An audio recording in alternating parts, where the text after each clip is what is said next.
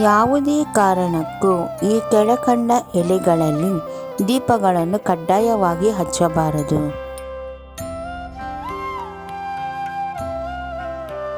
ಪರ್ಣದೀಪ ಅಂದರೆ ಎಲೆಗಳ ಮೇಲೆ ದೀಪ ಹಚ್ಚಿ ನೀರಿನಲ್ಲಿ ಅಥವಾ ನದಿಯಲ್ಲಿ ಬಿಡುವುದು.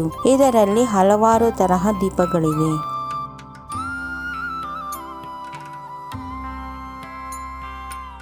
1.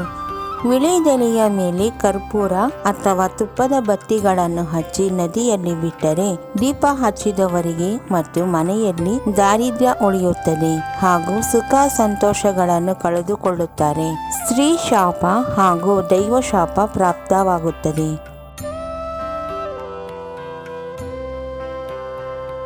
2.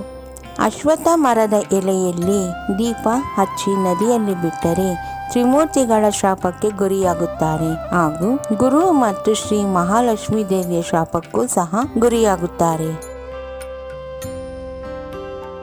3. ಔದುಂಬರ ಮರದ ಎಲೆಯಲ್ಲಿ ದೀಪ ಹಚ್ಚಿದರೆ ಗುರುಗಳ ಹಾಗೂ ಲಕ್ಷ್ಮೀ ನರಸಿಂಹ ದೇವರ ಶಾಪಕ್ಕೆ ಗುರಿಯಾಗುತ್ತಾರೆ ಹಾಗೂ ಯಾವಾಗಲೂ ಅಜ್ಞಾನವು ಪ್ರಾಪ್ತಿಯಾಗುತ್ತದೆ. 4. ಅರಳಿ ಮರದ ಎಲೆಯಲ್ಲಿ ನದಿಯಲ್ಲಿ ದೀಪ ಹಚ್ಚಿದರೆ ಸಂತಾನ ಹಾಗೂ ವಂಶವು ವೃದ್ಧಿಯಾಗುವುದಿಲ್ಲ. 5.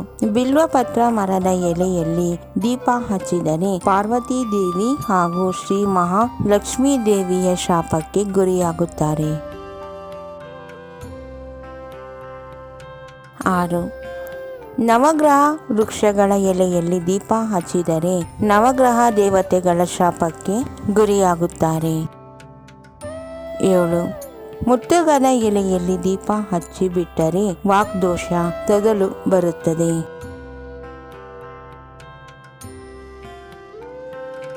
ಆದ್ದರಿಂದ ನದಿಯಲ್ಲಿ ಪರ್ಣದೀಪ ಹಚ್ಚುವವರು ಈ ಮೇಲ್ಕಂಡ ಪರ್ಣಗಳನ್ನು ಬಿಟ್ಟು ಬೇರೆ ಮರದ ಎಲೆಗಳನ್ನು ಅಥವಾ ಪರ್ಣಗಳನ್ನು ಉಪಯೋಗಿಸಿದರೆ ಬಹಳ ಒಳ್ಳೆಯದು ಎಂದು ಹೇಳಲಾಗುತ್ತದೆ.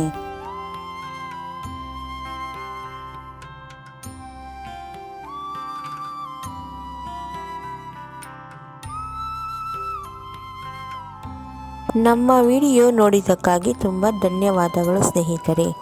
ನೀವಿನ್ನೂ ನಮ್ಮ ಚಾನೆಲನ್ನು ಸಬ್ಸ್ಕ್ರೈಬ್ ಮಾಡಿಲ್ಲವಾದರೆ ದಯವಿಟ್ಟು ಈಗಲೇ ನಮ್ಮ MS ಯೂಸ್ಫುಲ್ ಮಾಹಿತಿ ಚಾನೆಲನ್ನು ಸಬ್ಸ್ಕ್ರೈಬ್ ಮಾಡಿ, ಬೆಲ್ ಐಕಾನ್ ಮೇಲೆ ಕ್ಲಿಕ್ ಮಾಡಿ, ನಿಮ್ಮ ಸ್ನೇಹಿತರಿಗೆ ಶೇರ್ ಮಾಡಿ. ಎಲ್ಲರಿಗೂ ಈ ಮಾಹಿತಿ ತಲುಪಲಿ. ಮುಂದಿನ ವಿಡಿಯೋದಲ್ಲಿ ಸಿಗೋಣ.